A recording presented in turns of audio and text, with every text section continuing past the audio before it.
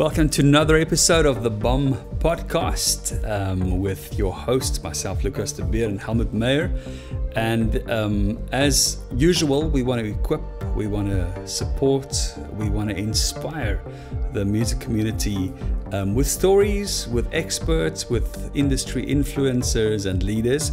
And we are very honored today to have in the studio on the podcast Thando Mtyhobile. He is a music producer, he is an artist himself, also an artist manager. Thando, welcome to the BOM podcast. A very warm welcome, and I'm glad to be here. Thank you for inviting me. So, Thando, we had to go back a very long time now. I know Thando from the conservatorium in Stellenbosch. Yes. And we're trying to figure out exactly what the year was, but it seems to be 2004. And Thando was in his early 20s and I was in my mid 20s. And Thando had the boldness to knock on the door and say, at the time it was, tell us what kind of music was it again that you... It was Isicathamiya. A cappella. A cappella, yes. You see. Famously made known by Lady Smith Black Mambazo. There you go, Lady Smith Black Mambazo. That's okay, made famous, and then Thando became famous. But anyway, so Thando became involved. At the time, I was involved in a label, and he became involved with us. Involved is the only word we can use because things didn't necessarily work out. But Thando, tell us a little bit about your story and what led you to the day that you walked in as a stranger, and actually we've become friends over the years. Okay. As a young man growing up in Kayamandi, which is maybe 5 minutes away from where we are, it has always been my dream to be one of the artists that are known, not only locally, but internationally. Back then, it was really a dream. So after meeting with Cassie and Jane, if I'm not mistaken, from the... Cassie Carstens and his wife, that's yes, right. Oh, wow. Yes. And then they actually asked me to come and be part of the kids that were going to the state the following year. And I asked them, why me? They said, well, you seem to be good at all that we want. We want you to teach the kids what you are doing. Wow. And already at that time, I was part of a group called Peace Lovers Brothers. That's right. Which I formed in 1999, if I'm not mistaken. And that group was being mentored by Abakondis brothers, who was staying also in Kayamandi. So through my involvement in that, then I was invited to come and mentor the Kuyasa kids, of which I did. Following year, 2005, we went to the state. You know about that. You were there. That's when we worked with Switchfoot. Yeah. Oh, wow. So... Name dropping. Mic dropping. Boom. Nothing is sound. I think that was the album that came out after that. Wow. And then they dropped Beautiful Let Down after that? Beautiful Let, as far as I remember, was before that. I think Nothing is Sound came out after that American tour. It's the one you also worked on. Yeah. I was there, remember? You remember well. I remember it one time. I try to forget everything that happened in the concert. No, I'm just kidding. I'm just kidding. Was it that traumatic? No, the only problem, there was never fresh air in that building. That's all I remember. True. Oh, problem. It was like there was a ghost. Yes, and there was a ghost. Both. But anyway, I remember this one day when it was me and you in studio with Switchfoot. We were trying to work on some stuff that we did earlier with the Kuyasa kids. And then all of a sudden, boom, Thando, there's a song that you sang. Go on the mic. Do it. I was like, really? Right now? No warning at all. But anyway, it was great. It was great. Wow. And I remember we did an album that was a little bit more quieter-ish. Yes, actually, I think with Mario. Do you still have that album? I bought that album with me. Actually, I wanted to show your listeners what you were talking about. Have you got it? Where is it? I have it with me. It's in my bag. We're gonna... Because I think your name is also there somewhere in the credentials. So, yeah, I wanted to remind you. I think my only job was I sat in the final mix and I said, yes, this sounds great. I wanted to remind you actually how I looked back then. Oh man, okay, we'll put the cover up in the podcast. Yeah, Thando said that's super interesting, man. So you go way back, and now I'm guessing, I don't know how many years later, 20 years later, let's say, you are still involved in the music industry. So what began, and even before that, you said 1999 there was a group. Yes. Peace Lover. Yes. Actually, my story with music started back in the Eastern Cape. Okay. In 1992. That's when I was first introduced to music. That's when I knew I could sing, when I knew I could do anything with music. My bigger brothers, cousin, they were involved in Isicathamiya has been the thing in our communities. Wow. In the rest of South Africa, anywhere where there's black community, at that time, just like later it became Kwaito, now it's Amapiano. It was like that with Isicathamiya as well. Wow. Anyone who didn't know it or enjoy it was like, So yeah, I come from that. I come from that background. Wow. And I carried. And how did you discover that? What happened? Because that's an interesting story. 1992. There was this one time. My big brothers, they used to sing. They used to have a group. Actually, the name Peace Lovers Brothers, it was their band's name. And then I later realized it's my actual name, Thando Mtyhobile, Peace Lover.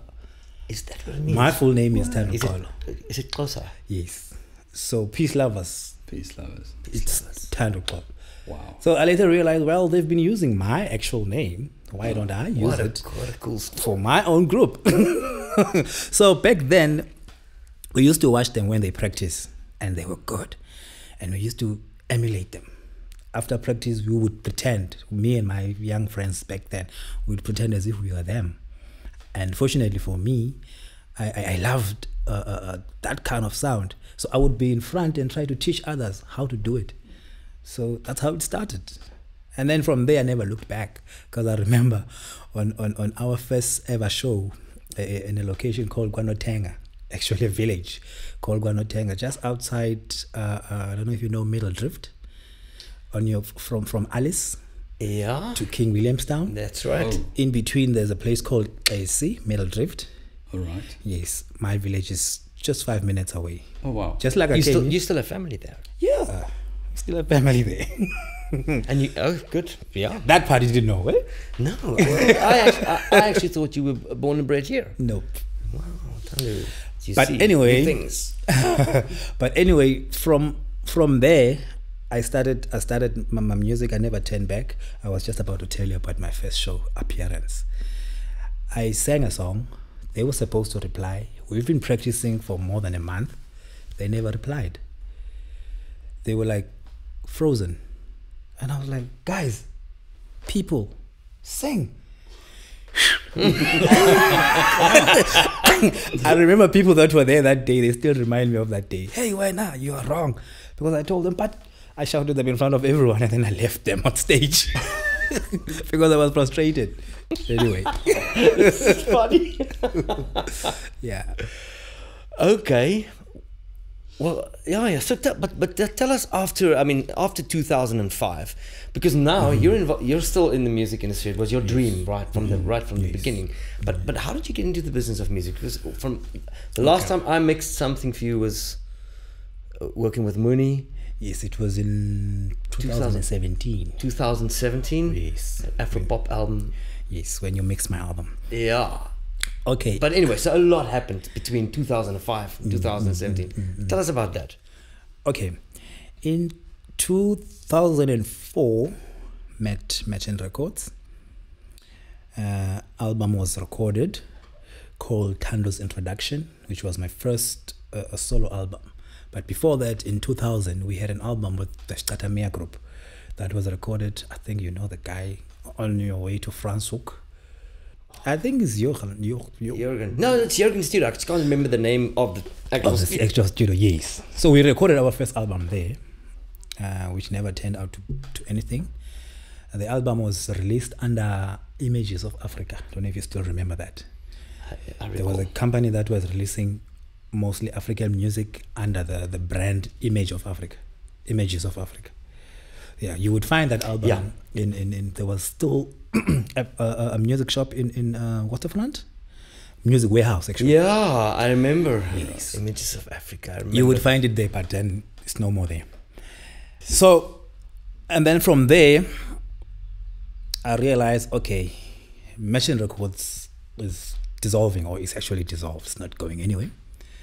I decided in 2006 that, okay, with the information I have up to so far, let me then venture into starting my own thing and see how far will I get. That's when I started Sisonke Music Productions. Back then, changed it later, I think 2 years ago, to Sisonke Music Entertainment. What did you do in the beginning?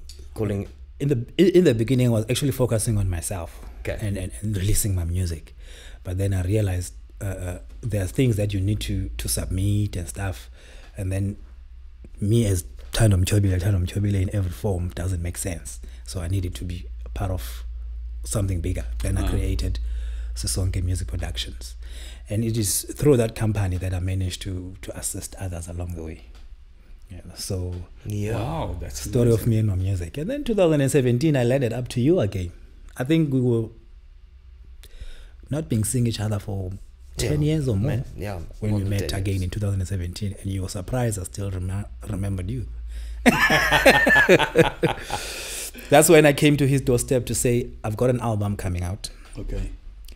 I've thought about everyone in the industry. Can you please mix my album and master it for me? I know I can trust you. And then he was like, Thando, really? And that album went on to be nominated Best Isicathamiya Album, Satma Awards 2018. Really? Yes. I didn't even know that. Thank you. You didn't even know that? Wow. That's Yes. We will include the link. You know. The link is below. the link. Yeah. So, but beautiful story. So the music has continued. It hasn't stopped. Yes.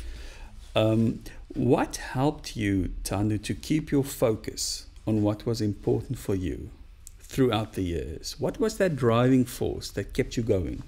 Okay, if you remember at the beginning, I said I've always wanted to be one of the artists that's there to be remembered. Okay. And even if you listen to my music doesn't follow a trend. That's go boom, boom, boom, and then that's it. Okay. For instance, the album I did with Helmut 2017, you can still listen to it and find it relevant to what is going on now. Yes. I'm telling you, 20 years later from now, you can still do the same thing. So what kept me going is actually that very same thought of saying, I want to last forever. Wow. So yes, there are times whereby we're all frustrated in the industry. Nothing is going. You don't know whether you're going front or going back. Yes. But there's always been this drive that I have to keep continuing.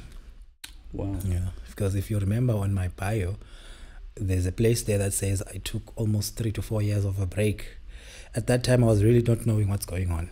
I was even not sure, you know, because things were just stuck. But I kept on. 4 years later, I came back. But during that break, what I was doing during that break, I was actually doing a lot of networking with wow. industry people. Yeah. You know, I've met friends during that period whereby I wouldn't have met had I've just sat down. You know, I would go online. Oh, I love this guy's music. One of them being Peggy Ngoko is a producer, a very good producer. How I met with him, Facebook. Asked for his numbers. He said, yeah, my numbers. Hey, I love your music. I said, okay. I saw he's having a show in Johannesburg. I flew myself to Johannesburg. I bought a ticket. Right. I watched his show. We became friends since then. Through him, I met other friends. That's how it continued. Yes. So during that 4-year break, I managed to actually build on my contact list. Wow. And then by the time I came back, I had more info, more people I can go to, and Yeah. Sure, Thando, this is amazing because I'm actually thinking of you not only as an artist, and I want to know more about the artist management side as well, but as a true entrepreneur when it gets to music. I think a lot of artists, and again, we speak from, I mean, we can be PC here. We speak about the white industry, you know, but and things work in a way then. But I'm very sure you're faced in every industry, in every sector of the music industry with similar challenges. of course. And as an entrepreneur, it seems like you've really done an incredible job at, you know, keeping the main thing. Speaking of what you're saying, I remember at some point, my first album, Thando's Introduction, Yeah. I was also, wherever I go, having a copy, trying to get it in music shops, helping the company at that time. At one time, there was this shop in Stellenbosch that was selling gospel music, and it was closer to people that know me that would buy the music, and it was the only music shop at the time. And then I couldn't understand why my music couldn't be sold on that shop. I mean, it's not vulgar, there's nothing wrong with it. But then there were obstacles, The first question was, yes, this is a music shop, but it's a gospel music shop for certain, artists. And I was like, what do you mean? Because music should be knowing no boundaries. Music is music. Sure. But anyway, I couldn't get the music in that shop. The long story short. Yeah, I don't think this is an isolated incident. I mean, even today, we find that we put stuff out to radio. We would get comments back like, these are our criteria, and then they would highlight the reason why they wouldn't playlist it, because it's not on international standard or whatever, or it's not the sound of the radio station. Yeah, there's so much politics going on. And you wouldn't really know on what measure, or how did they know that it doesn't fit international standard? Because you're talking of art here. Exactly. Who is this God that now you pass your CD to, and they will tell you it is international standard? Oh, this is good enough. Oh, exactly. Who gives anybody who that? gives that? Someone is standing at the gate, and they decide what goes through and what. Then when you listen, how do they know that? Yes, because it's art. Because if you listen to some of the other songs, this is not international, and this is not even radio worthy. Yes, you're right. Some of us would go as far as investing a lot of money into making sure when people hear the music, it sounds, it's ready. Yeah. You can listen to it, and you don't get tired. Some of the music that we listen to, 5 minutes into the song, already your ears are itching. That means something is wrong with the quality of the music. Yeah. But you will hear them banging all over the place, but your music can't get in. Then you start asking yourself why. But then, Thando, you said a very important thing that I just want to get back to earlier, that there was a quiet time, but you started to network with other people. Now, something that many artists really find difficult is to find support.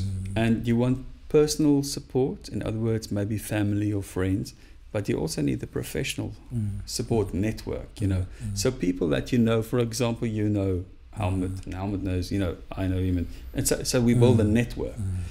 How have you managed to find those support networks, maybe personally or professionally? That's the one part of the question, but the other part is also, maybe there is someone listening today, a young artist, and they need to understand how important support is. I don't know if you maybe want to say something about that. Okay. I always say, firstly, me as Thando Mtyhobile today, I'm a product of many people that came into my life, not just one person. Yeah. In fact, my blood family surprised that I turned out to be the person that I am today. Wow. Because along the way, I've met people who actually became my family and helped me up in very dark hours of my life. Sure. I'll make an example.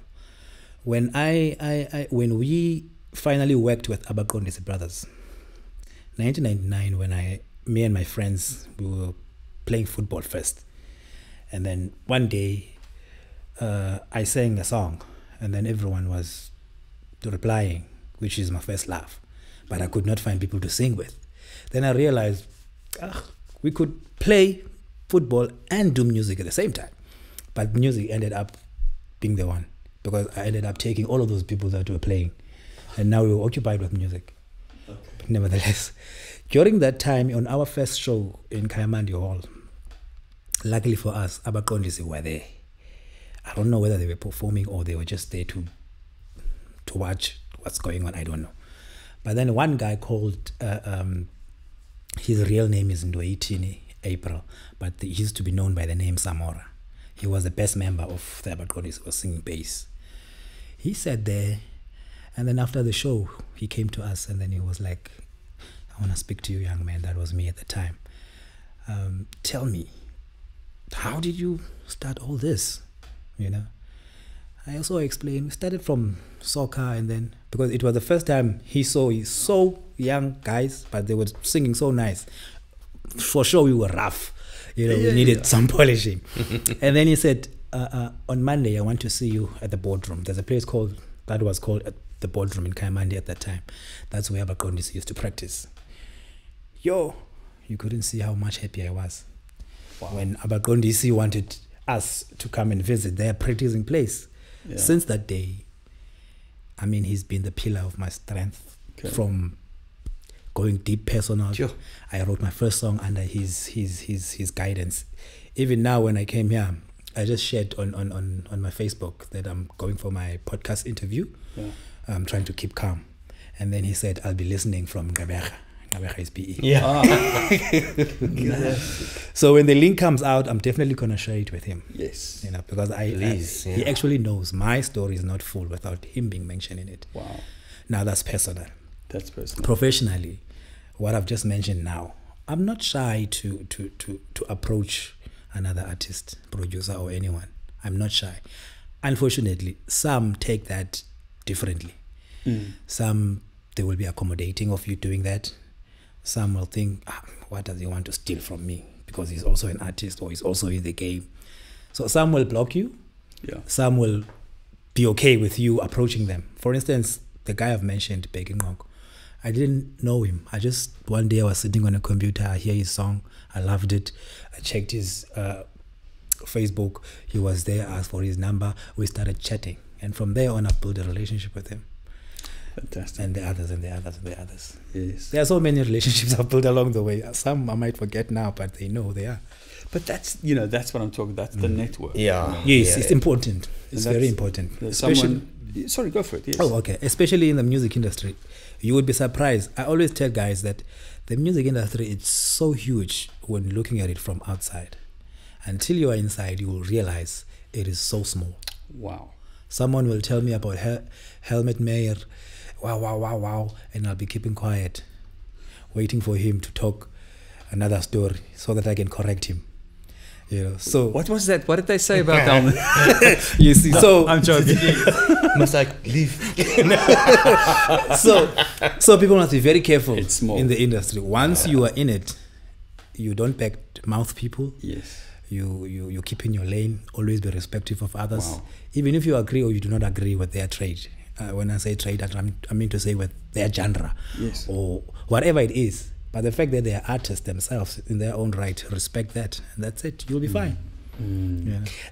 So now, just the question is, in a community like Kayamandi, I'm assuming there's a lot of artists, yes. A lot of competition. How is the musical ecosystem operating there? Okay. I'm no longer staying in Kayamandi though. Is it? Where do you stay though? Now I'm staying in Delft. In Delft? Yes, just around the corner. Well, that's... same applies. Yes, because the last time I saw you, you were staying somewhere in Paradijskloof. Paradijskloof. Yeah. Oh yeah. Yeah. So we move. Yes, we move around. That's what artists do. They move around. But anyway, to answer your question, even back then, when I was still staying in Kayamandi, there were clap music. The people of 60, 50 on stage doing clap music.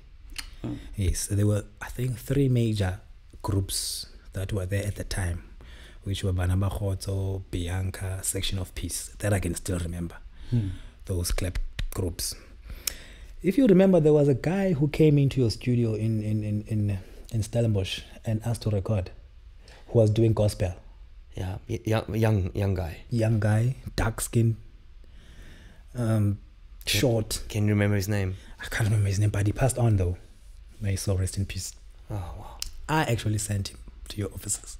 Really? Because he would see me going to town. Sometimes I would feel like I'm being followed, but he would never know where I'm going. He knew I had an album, and he knew I was staying in Kayamandi. So he came to me one day and he was like, "Bra, can you please tell me, where did you record? I would like to record something." We were not even in town, but I gave him direction. So I believe he went straight to where I told him to. And then the next day or week when I came to the studio to meet Mario, and then they were busy with him. I think you were sorting out keyboards and stuff, and I was like, yeah, he got what he wanted. So the music industry in Kamande has always been in layers. You would have Isicathamiya, you would have the clap. There was one or two Kwaito people that were there at the time. So everyone was like going up, and then boom, boom, boom, boom, boom. Going up, and then boom, boom, boom, boom, boom. So I was one of the people who was fortunate enough to say, I want to break that cycle. Yeah. I want to shoot and never come back. So, yeah. Wow. That's incredible. Yeah, so, but now you said something that makes me curious. Okay. You were one of the people that broke the cycle. Mm. How did you break the cycle? Like I said, it always goes back to respecting the industry itself. Those contacts that I've made over the years, which is, there's one word for it.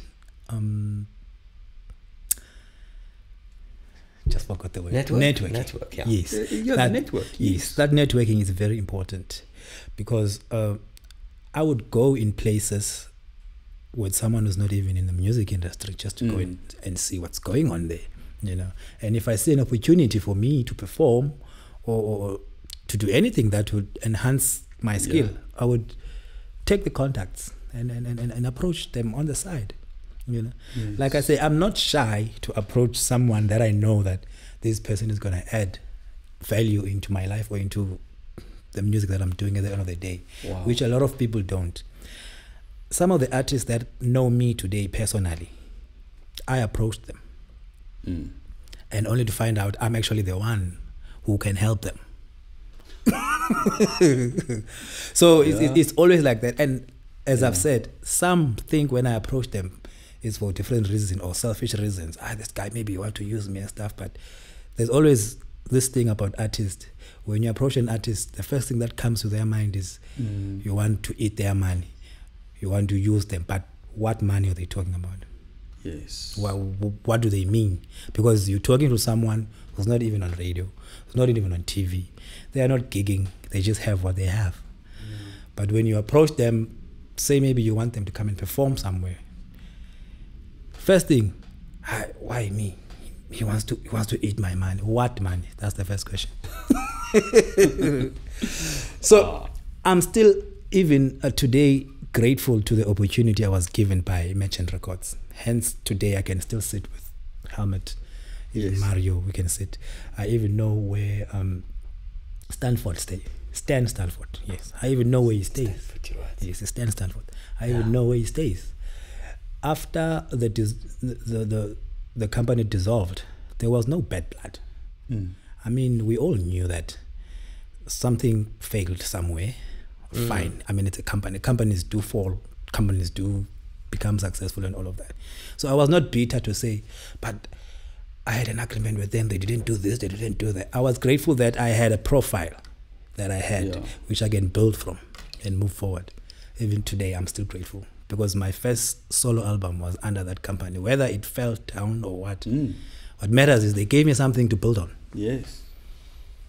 Wow, it's a hopeful story.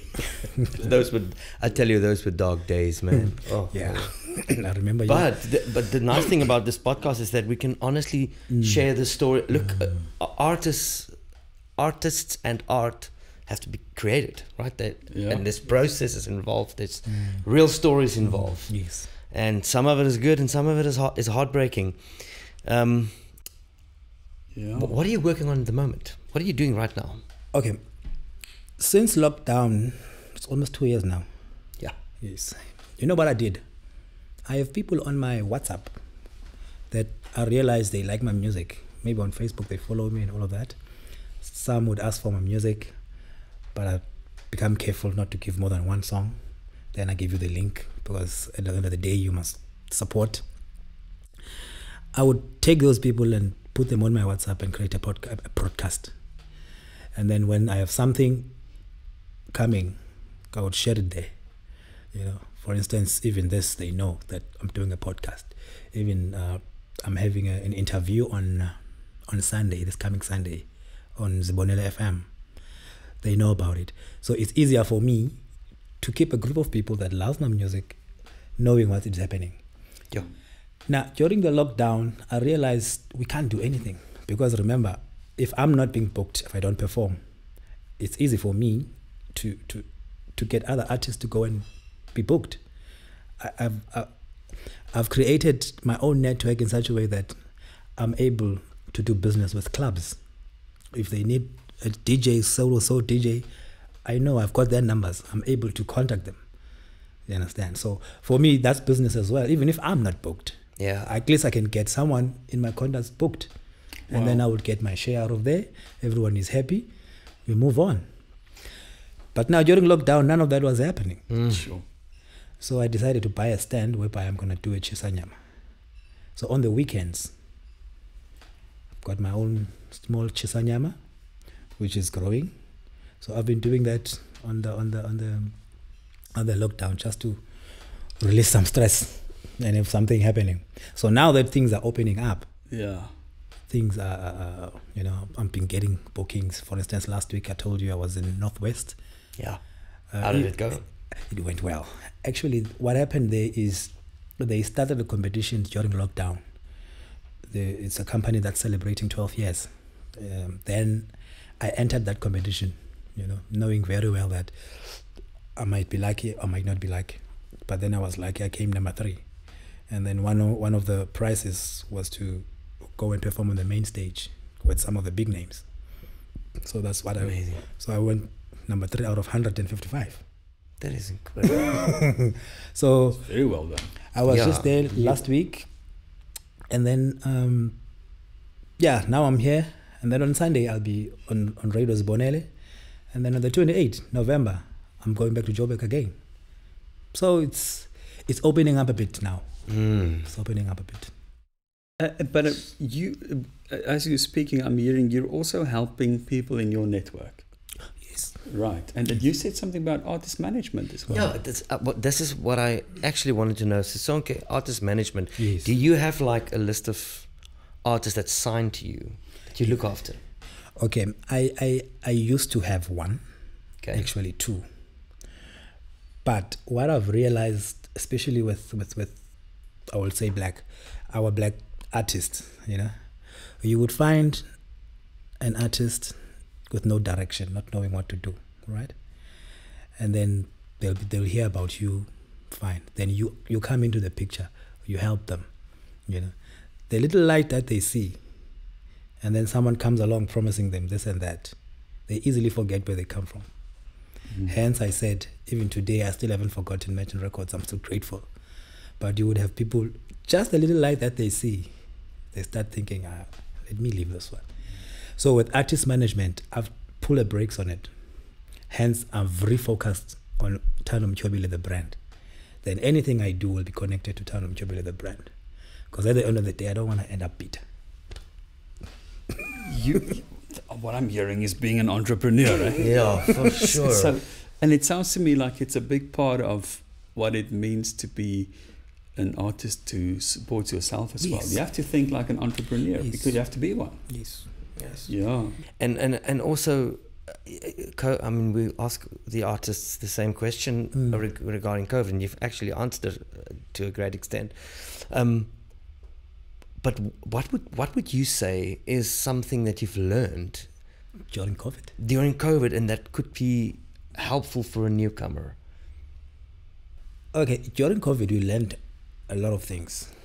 For instance, we didn't know that you can actually do a show live on online and then still get people to pay, watch you. So it had a lot of negative impact because we are used to a particular way of life, and then we could have not just changed right then, because it came as a surprise. Many artists maybe didn't have budgets for these things, because even if you wanted to do some of these things, they needed budget. And the people who have the equipment would say, okay, fine, we can do it, but here's the catch.